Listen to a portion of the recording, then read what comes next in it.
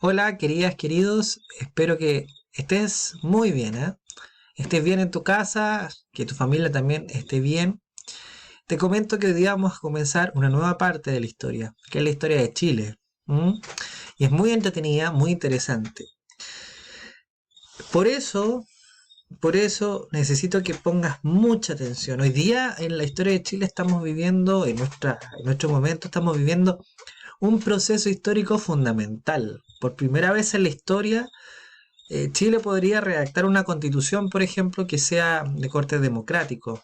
Por primera vez, todos los ciudadanos pueden participar en, en poder escoger representantes que puedan redactar una constitución. Eso es primera vez en la historia, ¿ya? ¿Y cómo uno conoce eso? Porque conoce la historia de Chile, ¿ya? Es por eso que yo quiero regalarles y darles esa posibilidad, conocer una historia maravillosa, una historia preciosa que la estudian de todos lados del mundo, la estudian desde Europa, la estudian desde América Latina, que tiene particularidades únicas, ¿ya? Que es la historia de nuestro país, ¿ya? Por eso les invito a entrar en ella, comprenderla bien, nutrirse y disfrutar, disfrutar. Vamos a comenzar y vamos a aplicar los conceptitos que habíamos abordado en la clase pasada, que hablamos sobre república, liberalismo. Bueno, acá los vamos a aplicar igual, ¿ya?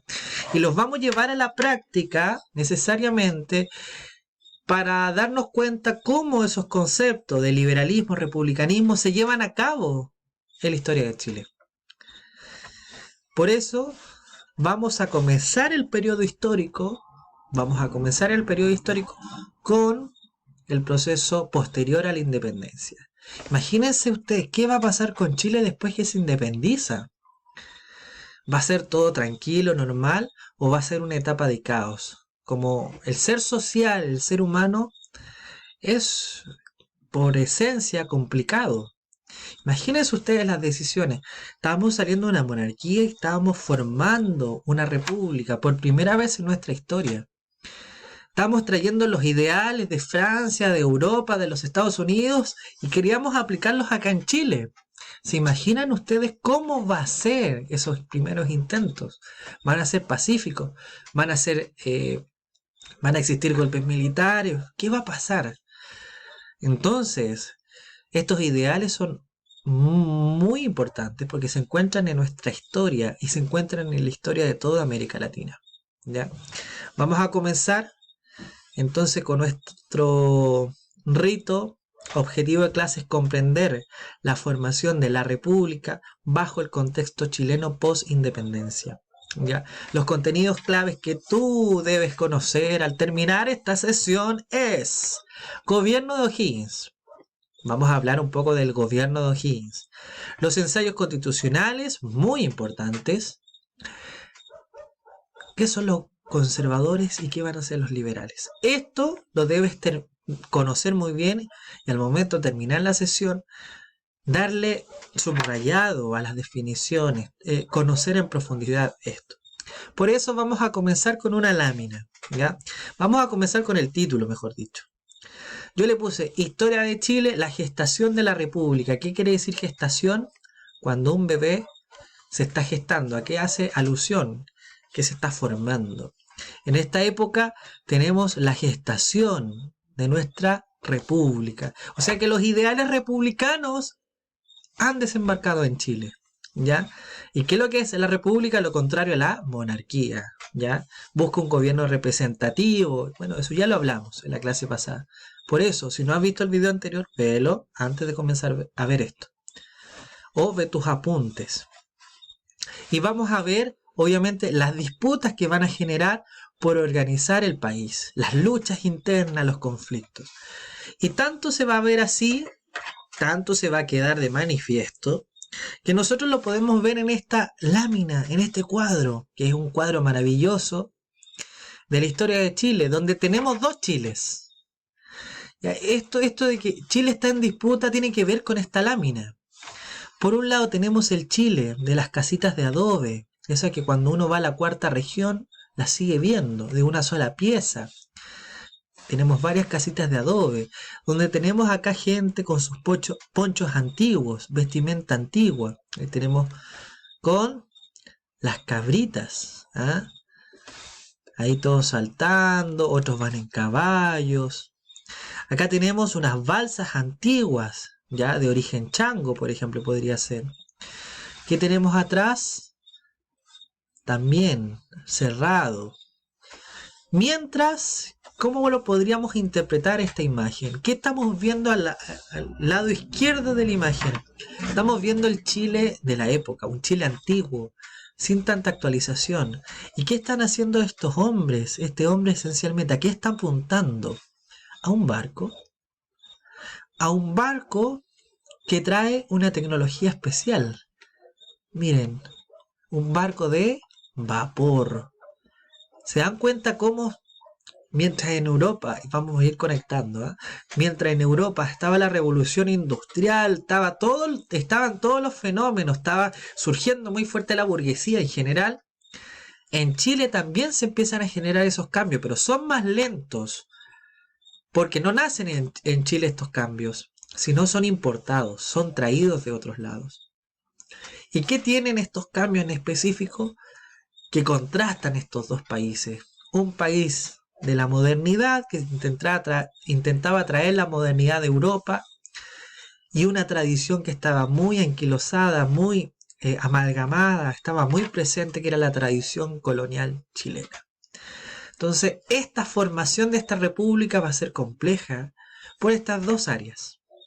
Porque por un lado tenemos el Chile colonial todavía, que no terminaba de morir, y tenemos los ideales de un nuevo Chile, con esta alusión al progreso, con esta alusión a la industrialización, con esta alusión a la incorporación sobre todo del comercio mundial. Porque, ¿qué es lo que es lo moderno? Un barco. ¿Se acuerdan de la diplomacia de las cañoneras o del dominio de los mares de Inglaterra? Recordemos que en esta época la potencia hegemónica era Inglaterra. Recordemos todo, ¿ya? Entonces comenzamos. Vamos a partir con una línea de tiempo para situarnos en espacio, en un lugar determinado y en fechas, en tiempo. Esta sería la historia de nuestro Chile en el siglo XIX, ¿ya? Esta es nuestra historia. Va a estar dividida, se podría decir, por bastantes hitos históricos y procesos históricos. No es lo mismo, tomen atención de esto, de un hecho histórico a un proceso histórico.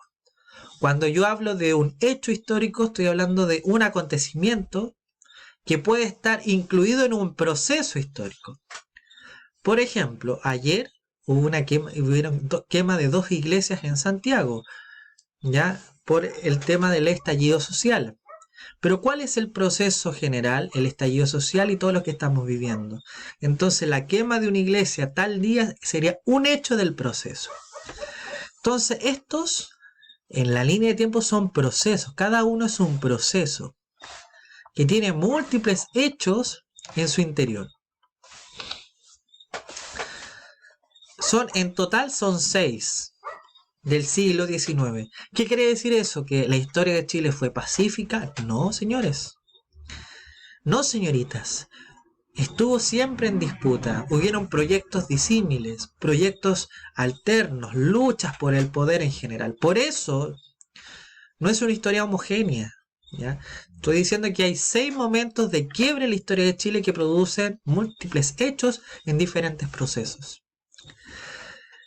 Tenemos, por ejemplo, aquí quedamos nosotros, porque lo vimos en la unidad de apresto, independencia. Vimos la unidad de independencia de Chile. Vamos a hablar un poquito hoy día, no es la especialidad que lo que nos vamos a centrar, pero un poco de la patria nueva, el último periodo de la independencia, que es el gobierno de O'Higgins, que va a abarcar desde 1818 al 23. Eso es muy importante que lo sepan. Cronológicamente, ¿cómo se inicia este siglo XIX? Con el gobierno de O'Higgins de 1818 a 1823. Luego O'Higgins va a abdicar y viene todo un proceso. Después de esto, viene un periodo de ensayos constitucionales o hay otros historiadores que le denominan la anarquía, ¿ya? Que abarca desde 1823 a 1829. Después vendría un tercer periodo, o cuarto, mejor dicho, tomando la independencia, que se denominan los gobiernos conservadores o decenios conservadores. ¿Por qué se le va a denominar decenios conservadores? Porque cada proyecto político va a durar 10 años, ¿ya? O sea, por eso decenios, 10 años. Van a ser 3 gobiernos esencialmente, donde hay el predominio de un poder del Estado, que es el poder ejecutivo. Ahí nos vamos remontando a la clase pasada. Después vienen los gobiernos liberales, un periodo de expansionismo territorial, viene la Guerra del Pacífico, viene un montón de procesos históricos, donde va a haber el predominio del poder legislativo, ¿ya? Entre 1861 al 91. Y en 1991 al 25, que ya abarcaría el siglo XX, viene el periodo parlamentario o también denominado de cuestión social. Este es muy importante, ¿ya? Que ahí lo vamos a ir abordando.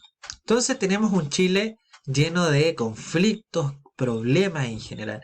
Pero si lo abordamos esto como historia de Chile y nos olvidamos de lo que vimos el primer semestre, vamos a cometer un error. Es por eso que hay que entender que Chile se inserta al mundo, como ya lo habíamos mencionado, en una economía capitalista dominada, que dominaba el orden mundial, era Inglaterra. Entonces Chile se inserta en una economía de monoexportación. Chile va a empezar a exportar y a comprar, pero vamos a empezar a exportar una sola cosa. Entonces el crecimiento se va a ir hacia afuera. Ahí voy a explicar con mayor profundidad a qué se refiere crecimiento hacia afuera, ¿ya? No os exasperéis. ¿Qué va a pasar a nivel europeo? Tenemos a nivel europeo el desarrollo de la burguesía europea y el desarrollo paulatino del capitalismo. Ya lo habíamos hablado y abordado. Tenemos la primera revolución industrial y la segunda revolución industrial. Tenemos, por ejemplo, el dominio de Inglaterra, el dominio fuerte del mundo de Inglaterra desde 1842 a 1914, hasta la Primera Guerra Mundial, ¿ya? Donde en este periodo también vamos a tener la etapa imperialista, donde los países europeos van a desarrollar su dominio por el mundo desde 1871 al 14. Bueno, en verdad es más del 14, ¿eh? Ahí me equivoqué. Tenemos la Primera Guerra Mundial y esto no lo abordamos muy bien, pero la Revolución Rusa, ¿ya? Entonces tenemos, si vamos conectando más o menos cómo va la línea entre la historia de Chile y la historia europea, es así, ¿ya? Entonces todo esto que está pasando a nivel internacional va a impactar sí o sí en la historia de Chile. Y eso hay que tenerlo muy, muy consciente. Sobre todo esto, diplomacia de las cañoneras. El dominio hegemónico, la Pax Británica. Entonces, el 12 de febrero de 1818, Chile se vuelve un país independiente. ¿Qué quiere decir eso? Que se declara la independencia de Chile. Ya. Habíamos dejado atrás, nos sacamos la chaqueta y dejamos la chaqueta del Estado español, de la corona española. Habíamos dejado el legado español, pero ojo, eran 300 años de historia. ¿Ustedes creen que se va a olvidar de un día para otro el sentirse español? Claro que no. Van a seguir las guerras internas, los ejércitos se van al sur para seguir luchando en general, ¿ya? Entonces, ¿qué va a pasar en este periodo? Adelante. Mira esta lámina que dice: este es el discurso de José Joaquín Prieto, va a ser el primer presidente conservador, pero mire lo interesante que dice en parte en su discurso presidencial a las cámaras legislativas, al parlamento. Miren cómo se empieza a aplicar acá la teoría y se empieza a formar un parlamento en general. Dice: la guerra de la independencia, dice, en suma, se habría liberado básicamente para garantizar la permanencia del orden establecido.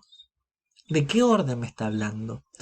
Me está diciendo que la guerra de independencia, o sea, la independencia como tal,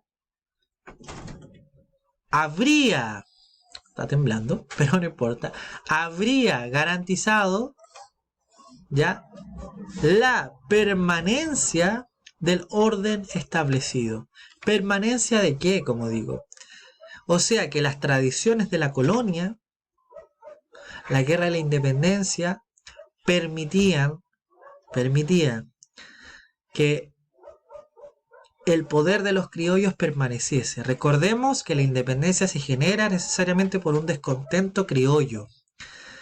¿Por qué? Porque venían las reformas borbónicas, porque venía todo un tema, eso lo abordamos en la unidad de apresto, porque venía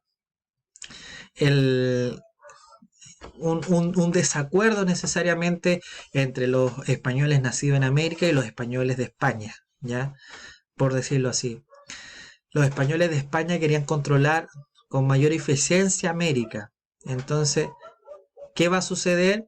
Que la guerra de independencia, según José Joaquín Prieto, permitía que el orden establecido permaneciese en manos de los criollos, ¿ya? Por ende, ¿qué hubo en la independencia? En base a lo que dice Prieto, el mismo presidente conservador, criollo de tomo y lomo, presidente de Chile, de esta república. ¿Qué hubo? La independencia nos independizó de España, pero ¿qué significaba independizarnos de España? Nos independizó política y administrativamente de España. ¿Pero en quién quedó el poder? En los criollos. Por ende, ¿qué hubo? ¿Qué cosa cambió? Se cambia de un gobierno monárquico a un sistema republicano. Eso es algo que cambia entre la independencia y este nuevo periodo.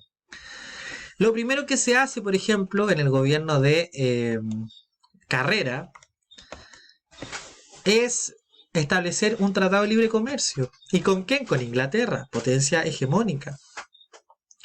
Para comerciar, porque estaban teniendo los primeros avances en la revolución industrial en general, para comerciar con la potencia del momento, Inglaterra. Entonces eso cambia, nos abrimos al mundo por el comercio, porque antiguamente solo se comerciaba con España, recordemos, y se instaura el sistema republicano, que es un sistema administrativo, pero para los criollos, ¿ya? Pero que va a continuar desde la colonia, va a seguir siendo un sistema excluyente. ¿Qué quiere decir excluyente? Que se va a excluir a todas las minorías, o mejor dicho, las grandes mayorías políticas. El poder seguía estando en manos de los criollos. O sea, el mestizo, el español empobrecido, todo lo que no fuese criollo o que no tuviese poder, lamentablemente queda excluido del sistema político. El sistema republicano se había fundado necesariamente para los criollos, ya los que dominaban antes en América ahora siguen teniendo el poder, pero en este nuevo sistema que se va a llamar república, sin el alero de España, como decimos. Ahora, ¿qué cosa va a continuar? Sigue siendo el mismo sistema excluyente del pasado, ahora en la república. Las relaciones de producción, o sea, ¿qué quiere decir eso? Que los mismos que producían anteriormente, que era la hacienda, van a seguir teniendo esa producción de las haciendas. La misma forma de producción. O sea, Chile en esta época no existía ni el cobre, ni el salitre, ni nada. Chile, para que ustedes sepan, vivía desde Copiapó hasta el Biobío. Éramos un país chiquitito, desde Copiapó hasta Biobío. Por ende, ¿de qué vivía Chile? Del agro. Del agro. Entonces esas relaciones de producción no van a cambiar en nada. Y la producción también, de la producción, como decíamos, va a ser una sola, va a ser primario exportador. ¿Qué quiere decir eso? Que solo se va a exportar materia prima, ¿ya? Y, como decimos, es un Chile muy pobre, que vive del agro, de la hacienda necesariamente, y se va a exportar hacia el extranjero trigo, por ejemplo. Trigo. Que antiguamente en la colonia se exportaba trigo a Perú, ahora se sigue exportando al resto del mundo. Pasamos de Perú, después vamos a pasar a California, Australia en general, ¿ya? Ahora, ¿qué pasa en este primer gobierno de la República, que es el primer gobierno republicano? el que intenta formar la república. El gobierno de O'Higgins, que es el periodo de Patria Nueva. Recordemos que se divide Patria Vieja, Reconquista, Patria Nueva. Bueno, el periodo de Patria Nueva abarca desde 1818 al 23. Y en este intento que gobierna O'Higgins, hay un intento, insisto, en establecer las orgánicas del Estado. ¿Ya? O'Higgins, ¿qué busca? Vamos a marcar. Varias cosas va a buscar O'Higgins. Primero, esto no lo voy a tomar todo, solamente voy a dar algunas apreciaciones. Esto no lo voy a tomar. Va a haber una abolición de los títulos hereditarios, eso sí es muy importante, y la simbología nobiliaria. ¿Qué quiere decir eso? Que antiguamente tú podías comprar en la colonia los títulos, no sé si se acuerdan que yo le había explicado eso, que los cargos públicos los podías comprar, pero también los títulos nobiliarios, los títulos como conde, marqués en general. Se los comprabas al rey, a la corona. Entonces tú podías ser un pelagato, pero si tenías dinero, le comprabas el título y de repente eras conde. ¿Ya?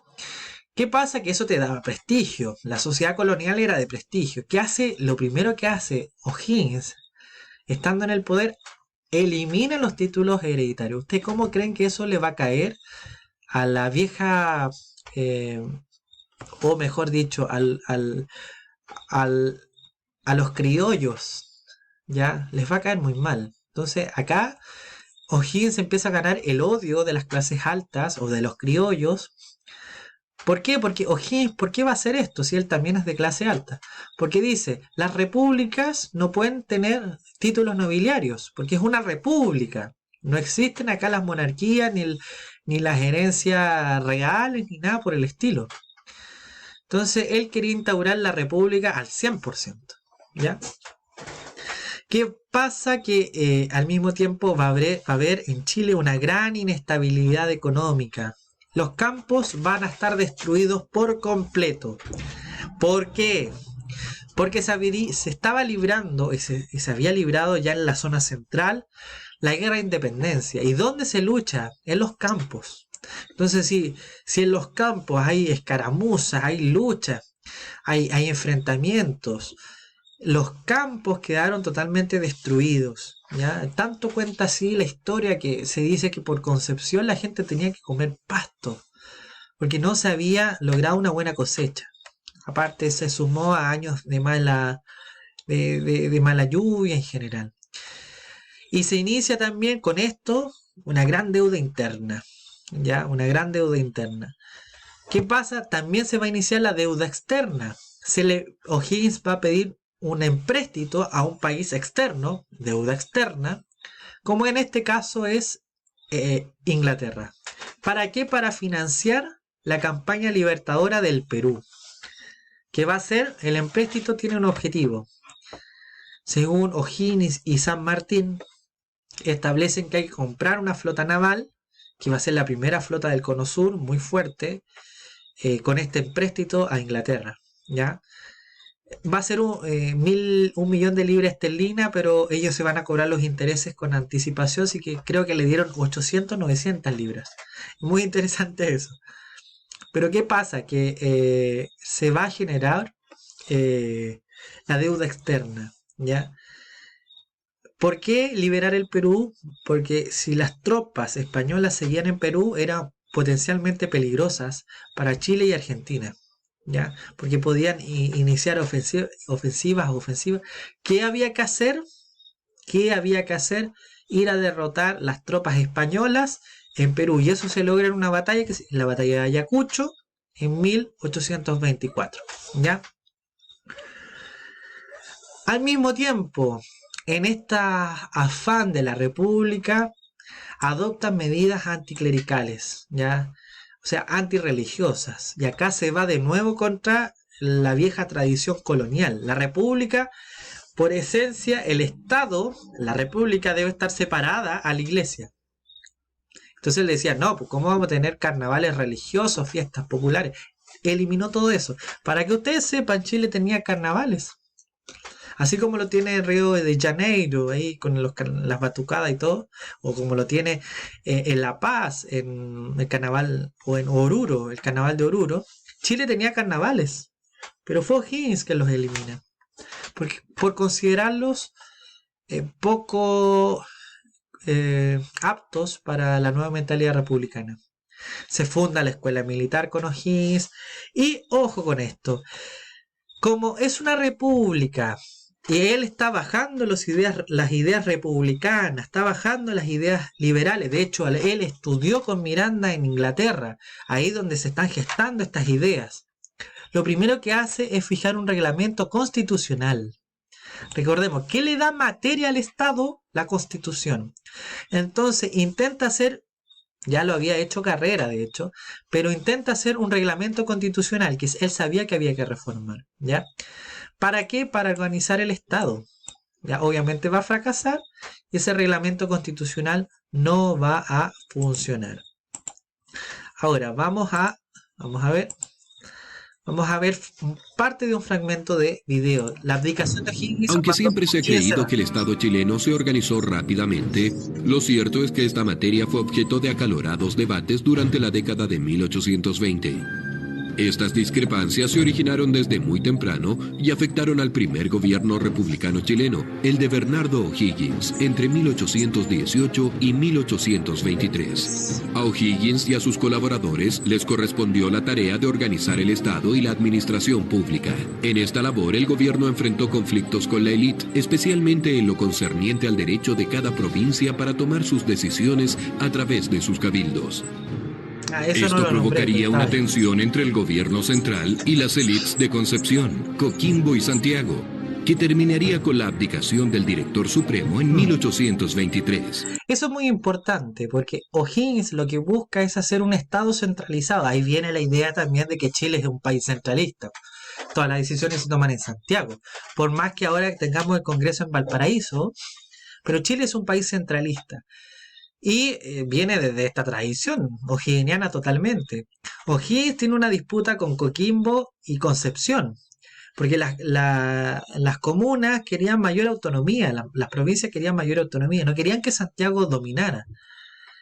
Entonces, obviamente, O'Higgins dice que no, establece el Senado, ahí tenemos otra visión del Parlamento, con representantes que lo apoyaban exclusivamente a él.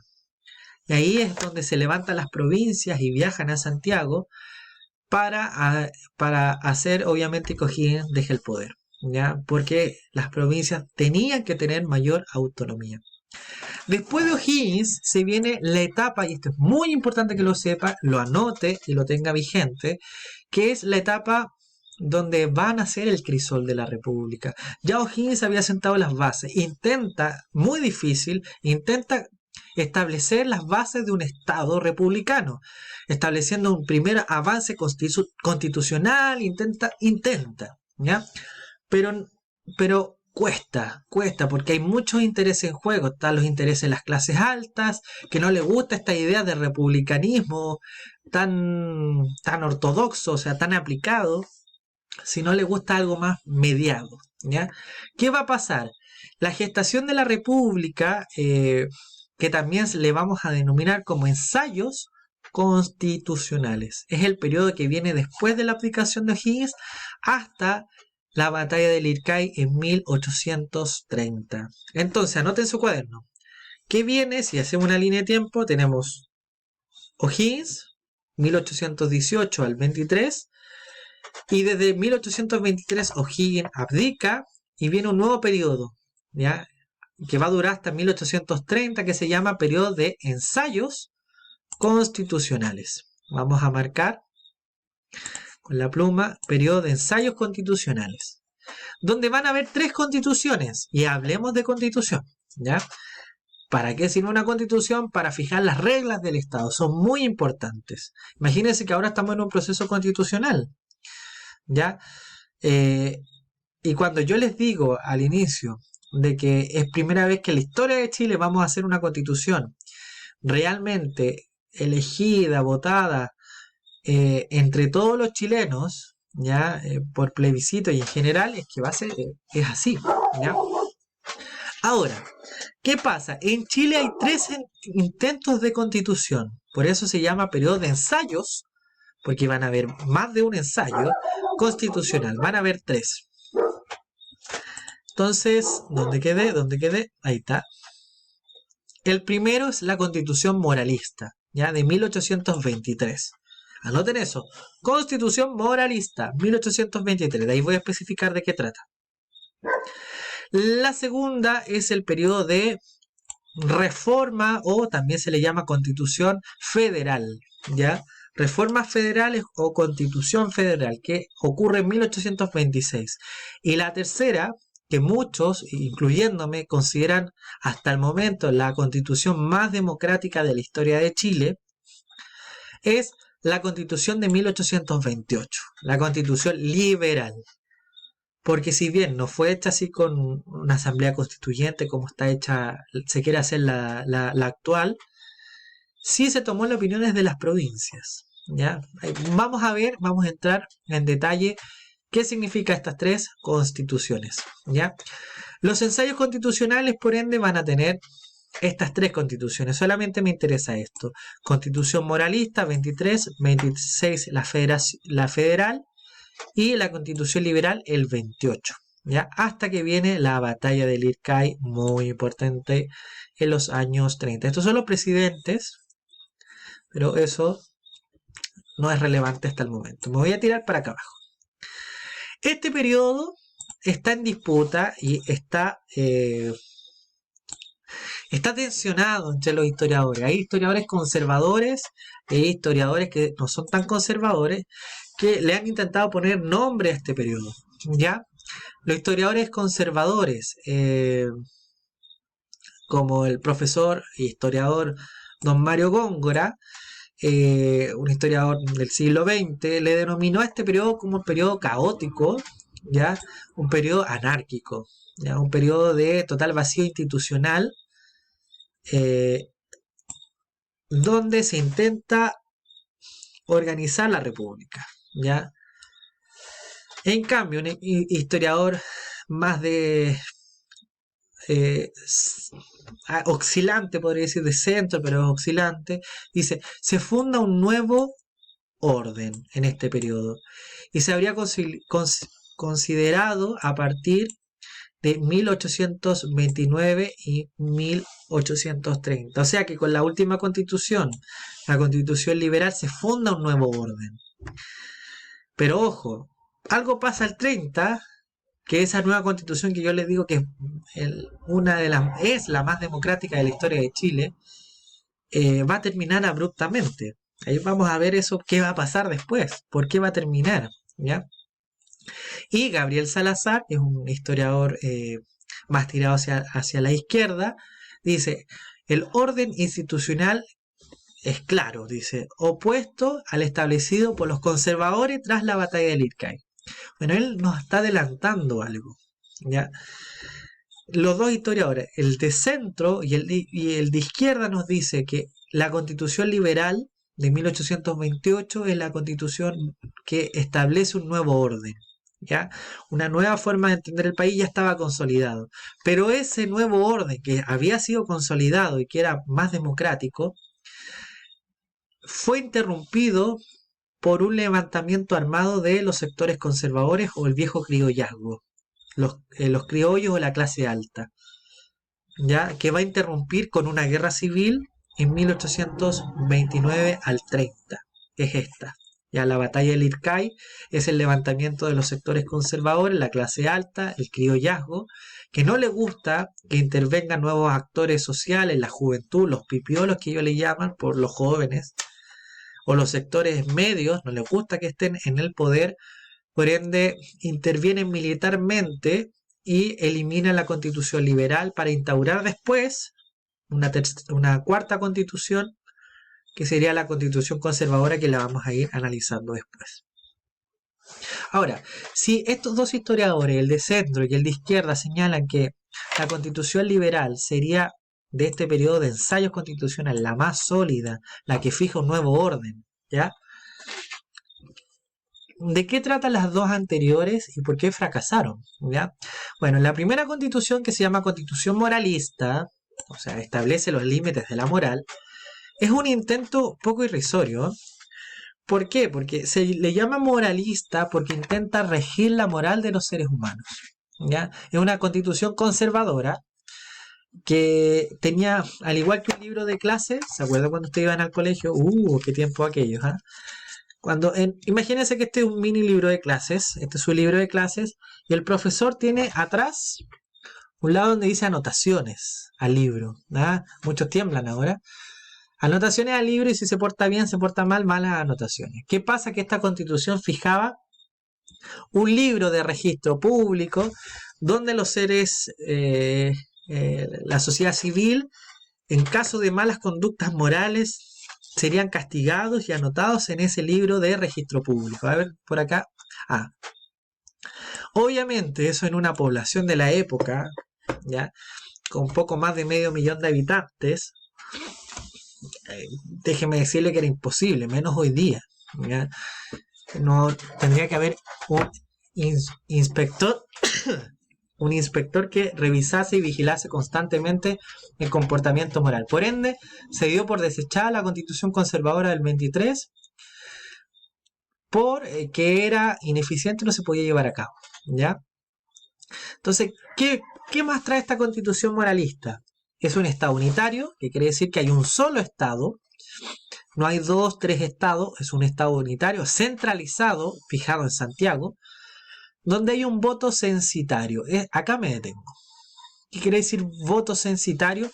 Que solamente una parte de la población vota. No hay derecho de votación para todos. Eso quiere decir que aproximadamente entre el 4% hasta 6% solamente podía votar de todos los habitantes de Chile. ¿Ya? Voto censitario, que quiere decir que se le pone ciertas trabas al voto para quienes vayan a votar. Por ejemplo, solamente podían votar hombres que tuviesen propiedad privada, que tuviesen casa, que estuviesen casados por la Iglesia Católica, que tuviesen una fortuna en general. ¿Se entiende? O sea, hacer voto censitario es un voto restringido para ciertos sectores sociales. Ya, eso tampoco le gustó. Aparte, la Constitución moralista fijaba la Iglesia Católica como oficial, ¿ya? ¿Por qué? ¿Quién estaba encargada de vigilar la vida privada de los seres humanos en esta Constitución moralista? Era la Iglesia Católica. Por ende, de por sí contradecía los ideales republicanos y liberales, que no cree que cree en la tolerancia religiosa. La Constitución moralista no era tolerante, porque solamente fijaba como religión oficial la religión católica. ¿Ya? Bueno, ¿y qué pasaba con los protestantes que, por ejemplo, estaban llegando de Inglaterra? Los evangélicos estaban llegando de Inglaterra en general. Bueno, eran perseguidos, ¿ya? Y tiene el cargo, que lo tuvo O'Higgins, que es de director supremo. ¿Ya? No existe la figura del presidente todavía. Asimismo, la que también va a fracasar son las leyes o constitución federal, ¿ya? De 1826. Que este sí crea el cargo de presidente de la República, ¿ya? Es el primero, la Constitución Federal es el primero en crear el cargo de presidente. Los gobiernos se van a regir en asambleas provinciales. Esto es muy interesante, porque lo que se intenta hacer es que Chile sea parecido a Estados Unidos. Estados Unidos es un estado federalista, donde las provincias tienen autonomía, son un estado independiente, donde tienen sus propias leyes, legislación en general. Entonces se intenta hacer acá igual, dar autonomía a las provincias, a Concepción, Coquimbo en general. Se hacen 6 provincias en total. Pero fracasa porque veníamos de un periodo de crisis económica, porque las ciudades no tienen autonomía para autosustentarse, y porque habían ciudades que quedaban totalmente al margen. Si siempre se había querido que Santiago fuese el centro del país, bueno, Santiago iba a quedar sin nada. Santiago no tenía industria, no tenía puerto, no tenía nada. Entonces, a los santiaguinos tampoco les gustó mucho este proyecto de leyes federales o constitución federal. Lo que sí establecía voto popular, ¿ya? Pero era un voto popular también censitario. ¿Qué quiere decir eso? Que si bien fijaba restricciones al voto, el voto se ampliaba mucho más, ¿ya? Se ampliaba mucho más. Y tenemos la constitución que todos consideran que es la mejor. Yo también considero que hasta el momento ha sido la mejor constitución de Chile, la más democrática por lo menos, hasta el momento, donde hay un Estado unitario. Volvemos al Estado unitario. Acá no era un Estado unitario, las provincias, las leyes federales o la Constitución federal eran múltiples estados, ya, autonomía provincial. Volvemos a la idea en la Constitución liberal de un Estado unitario donde hay una votación directa por los representantes, ya se mantienen las asambleas provinciales, se toma lo de las leyes federales, o sea, las asambleas provinciales van a seguir teniendo poder y toma decisiones, o sea, toma la queja y el reclamo, por ejemplo, de los sectores de las provincias, y eso es muy bueno, toma la opinión. Y amplía el Congreso, ahora van a ser senadores y diputados. El voto a todo aquel que haya hecho o se haya enrolado en la milicia. O sea, era un voto más amplio. Usted quizás no sabía leer ni escribir, pero hizo el servicio, entre comillas, podía votar. Ya no necesitaba tener ni propiedad, ni ser casado, ni tener ahorros, no. ¿Ya? Era una votación mucho más abierta. Y existía tolerancia religiosa. ¿Ya? Existía el concepto de tolerancia religiosa. Entonces, si nosotros vemos cómo se aplica estos ideales liberales, ¿ya?, y republicanos, que ya los habíamos visto, que son los que nacen en la Revolución Francesa, e intentan hacer la bajada en Chile, bueno, van a entrar en disputa, ¿ya?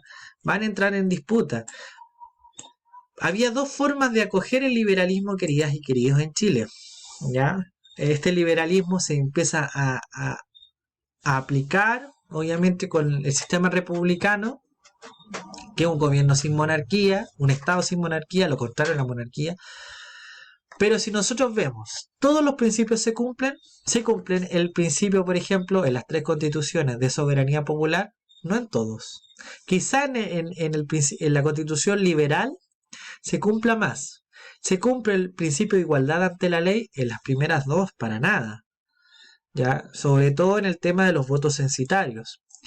Se cumple el tema de los derechos individuales, que todos tenemos derecho y somos iguales ante la ley. Bueno, el simple hecho de tener voto censitario, eso te dice que no eres igual ante la ley, porque no tienes capacidad de voto, ¿ya? ¿Existe la separación de los poderes del Estado? Bueno, eso lo vamos a profundizar, pero sí existe hasta el momento. Entonces, ¿qué es lo que era la Constitución o las ideas constitucionales? Donde se establecen los deberes y derechos ciudadanos y que regulan la vida social. Le dan orgánica al Estado, ¿ya? Pero estas ideas liberales, y aquí vamos terminando ya, tienen 2 formas de interpretarse en Chile, ¿ya? Este liberalismo tiene 2 formas de interpretarlo. Estos son los grupos sociales que se van a armar en Chile. Por un lado, hay quienes quieren interpretar el liberalismo al 100%, y eso se van a llamar los que quieren ser fiel a lo que dice el liberalismo, quieren ser leal o quieren aplicarlo de forma ortodoxa. Quieren que el liberalismo se aplique sí o sí al 100%, y eso le vamos a denominar que se van a llamar los liberales. O sea, si hay un personaje en el siglo XIX y dice, yo soy liberal, que por lo general eran los jóvenes, ¿ah? Yo soy liberal. Está diciendo que él cree en el liberalismo al 100%. Cree que esto se debe aplicar, el derecho a la propiedad privada, la libertad de mercado, la tolerancia y la libertad, los derechos individuales y la igualdad ante la ley. Cree en la soberanía popular, cree en todas estas ideas. Quiere que se apliquen en Chile al 100%. Pero va a haber otro grupo político en Chile que no quiere que el liberalismo se aplique al 100%. Si creen que se aplique, pero en un 40-50%. Y eso van a ser los conservadores. Los que quieren conservar la tradición, pero sí tomar algunas ideas del liberalismo. Entonces sería un liberalismo irregular, distinto, heterodoxo, ¿ya? ¿Qué creen que van a aplicar estos conservadores? Si estos conservadores quieren conservar la tradición, su poder, estos eran los criollos, quieren conservar su poder en general, ¿creen que quieren la soberanía popular? No. ¿La igualdad ante la ley? No. ¿Qué significa ser igual ante la ley ante un mapuche, dirían ellos? Ante un mestizo, no, pues yo soy criollo en general, dirían, ¿ya? ¿Quieren, quieren, por ejemplo, la libertad del mercado? Claro que sí, eso sí. ¿Quieren la propiedad privada? Claro que sí. ¿Por qué? Porque esos principios no van en contra de sus intereses, sino aportan, aportan a mantener sus privilegios, ¿ya? Entonces tenemos estos dos grupos, liberales y conservadores. Son agrupaciones políticas, la gente se identifica, algunos se llaman pipiolos, que son los jóvenes, los liberales, que quieren que se aplique el liberalismo en Chile al 100%, y otros que son los conservadores, que quieren que se aplique solo algunos aspectos, lo económico nomás. Pero eso de ser yo igual, así al, al rotito, como ellos decían, no, ojo, ojo, así era la cosa. Entonces, ¿cuáles eran las facciones políticas en esta época? Los liberales, el concepto clave que utilizaban era la libertad. Había que aplicar la libertad al 100%. ¿Ya? Y como le digo, eran los pipiolos, los jóvenes, ¿ya? Los pío pío, por eso le llamaban pipiolos, y los que defendían el federalismo, ¿ya? Eso eran liberales de tomo y lomo. Mientras tanto, los conservadores tenían un concepto clave, el orden, ¿ya? Hay que conservar el orden y después se le ocurre eso de tener libertades, ¿ya? Imagínense que estamos en una época de convulsión, de disputa, de hacer constituciones, de lucha. ¿Cuál es el proyecto político que queremos? Esa es la disputa, ese es el tema. ¿Y cuáles son los grupos o las facciones políticas que defienden estas ideas conservadoras? Primeramente los pelucones, que serían los criollos, pero más viejos, ¿ya? Las familias criollas más viejas. ¿Por qué pelucones? Porque usaban pelucas blancas, ¿ya? Es la tradición colonial española. Teníamos los estanqueros, ¿ya? Que eran los pequeños empresarios que vendían el estanco. Ahí viene Portales, ¿ya? Ahí vamos a especificar después qué es un estanquero. Y los o'higginistas, que querían de vuelta a O'Higgins para que aplicara esta idea de orden, de fortaleza, de unidad patria en general, ¿ya? Eso por esta clase. Continuamos a futuro, queridas, queridos. Espero que les haya gustado, ¿eh? Un abrazo grande y nos despedimos. Chao, chao.